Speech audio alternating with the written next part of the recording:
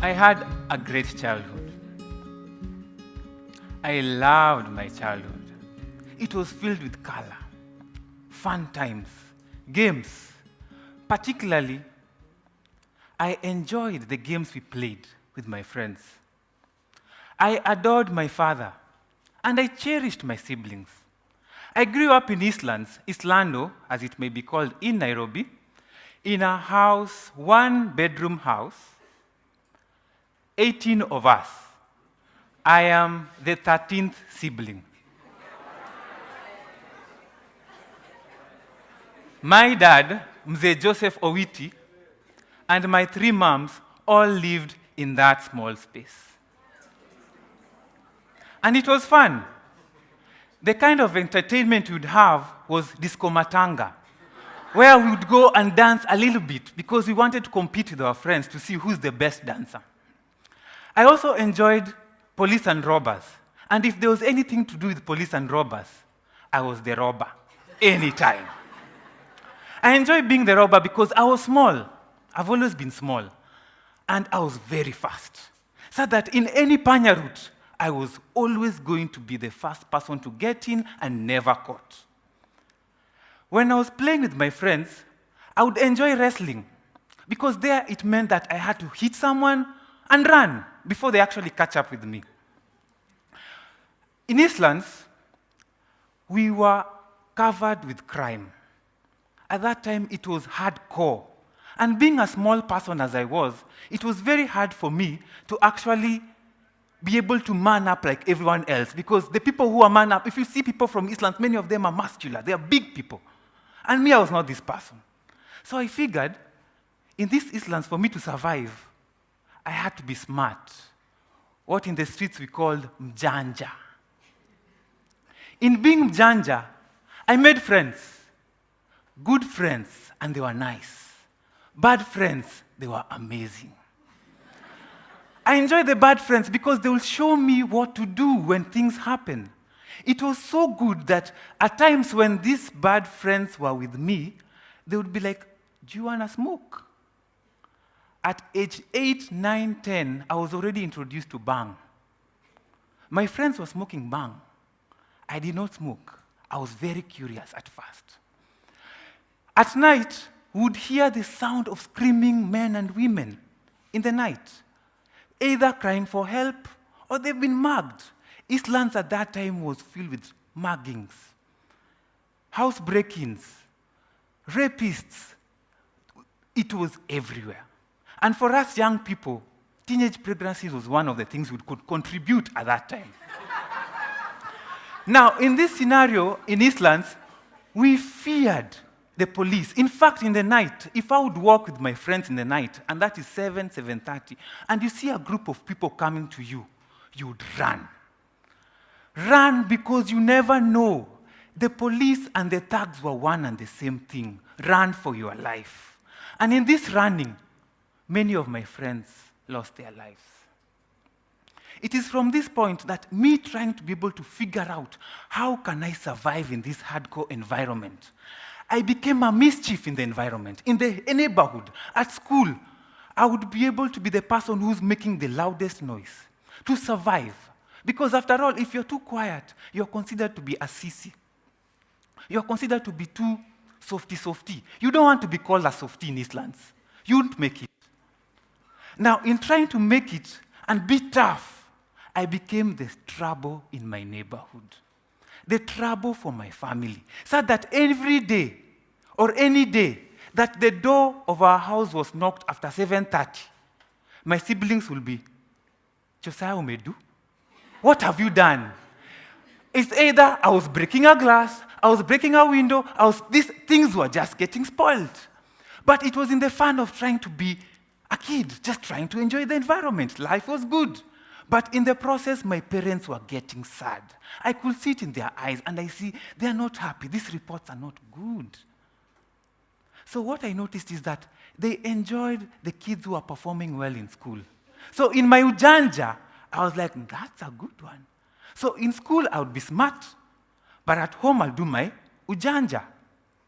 Fast forward, I'm in class 8. And at class 8 now, I'm preparing for exams, and I tell my father, Dad, you know, I want to go to this school. I would call it Natulenge Jew. And my dad was like, that's good. I know you'll make it.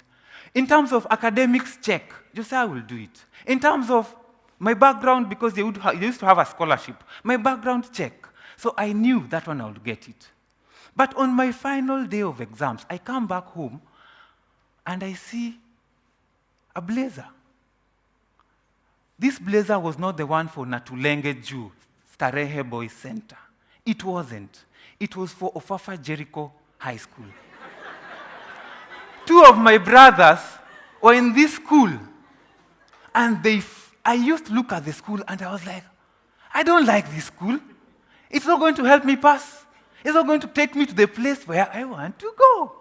Then I figured, now what will I do? I have to be smart about it. Fortunately or unfortunately, the day I reported to school, on day one, the discipline master, Mr. Makumi, he singled me out from the many boys who in fact were wondering, Josiah, what have you come to do here? You ought not to be here, because I had done so well that I had performed in my zone so well. In fact, I was second in my zone and the best in my school. It's like, what are you doing in this school? You ought to be somewhere else. But Mr. Makumi told me that I already have an eye on you. This was actually more like a threat. Now, this school was known to be very friendly, very filled with caning. The discipline part was good. And me and discipline, we had a complicated relationship. Things were not going on very well. So at this point, I discovered I'll be able to find my way around the school, to do what I always do in the other school, but don't get caught. But anyway, every day walking, looking over my shoulders, was wearing me down. Because I was not having the fun I was getting as usual. So I decided that now, in this school and what was happening, I'll try to do my mischief under the radar, not to be found. But on this particular day, I am busy doing my usual things. And Mr. Makumi comes and finds me in the middle of the act. I got a beating. I got a thrashing. The one that the snake in the Garden of Eden ought to have gotten. I was embarrassed because my friends were thinking, Josiah, we thought you were. What has happened? And I was feeling embarrassed and in pain. But on this particular time, he told me, Josiah, I told you I have an eye on you. Now, I can see these energies you have. I want us to fix it. We will fix it. And after you fixed it, I want you to come back and help your brothers. Now I'm thinking, the pain is too much but what is the we? Who is the we? For the first time, I started pondering on a very small article, the we, because no one had ever told me we. In my Eastlands, trying to survive, the background I was in, I was always trying to to run away from, just to be myself, the me, myself, and I. But here there's someone who's telling me there's a we. And he told me, from today hence, I want you to be reporting to me every day. Report to me what you're doing in class. Report to me what you're doing outside class. And if I'm not going to be there, I want you to report to the other teachers whom I'm going to tell you which teacher. Seriously, my life was taking a U-turn.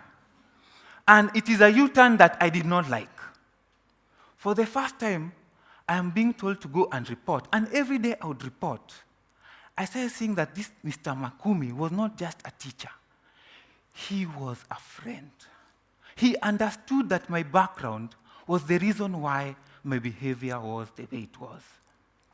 For the first time, I started looking forward to go and meet teachers because there was no more caning anymore, but it was an opportunity for me to go and learn. He taught me many things alongside other teachers. But in the teaching, I would always see one thing that is standard in all their offices: books. And there's one book that always stood out, the Bible. Every office, every place I went, there was a Bible. So I figured, to survive here with Mr. Makumi, who's already trying to be my friend, and my dad, who's already a judge, jury, executioner, who's decided that I'm going to go to this school, let me follow suit. As I thought about Mr. Makumi, and I thought about the things they were telling me, and I kept thinking about the we, I was kept awake through the night. Through the night, because I was awake, I indulged in books, reading my books. The more I read my books, the more I performed well in school. The more I performed well in school, my behavior became better.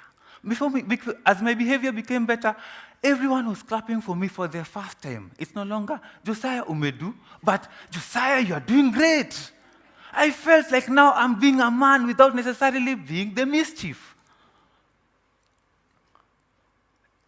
When I finished my Form 4, I did so well that to this date, that school, me and my friends, our names are written somewhere in the walls of our performance.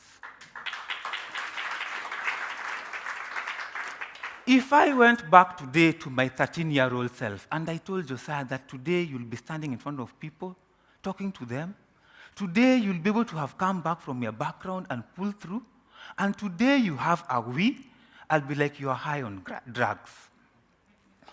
Today, I look at the many youth in our society. Their background, they are basically trying to man up. They are basically trying just to be the best they can be to survive the environment. That's where I was. But the problem is we have labeled them in boxes. A thief, a poor boy, a lost boy, old boy. As in, there's just all these things that we've labeled them that it stops us from listening to these boys and girls.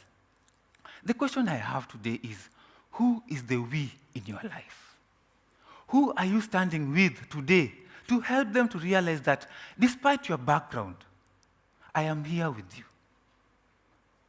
I give a salute to my dad, the late Mzee Joseph Owiti. He saw that his son can go places. He saw that I can become somebody. And he saw that once I sort out that part of him, he'll be a good person. I salute Mr. Makumi, who stood by me all through the 4 years, and not him alone, alongside many other teachers. Today, I am honored to be an editor of a Mombasa magazine, because I believe again, I am coming back to help my brothers. They are doing what they are doing, trying to survive the environment. And I am here to help them to see that despite your background, you are a somebody. Despite your pain, you are a somebody. Despite the things you are going through, we are standing together. Who is the we in your life? Thank you.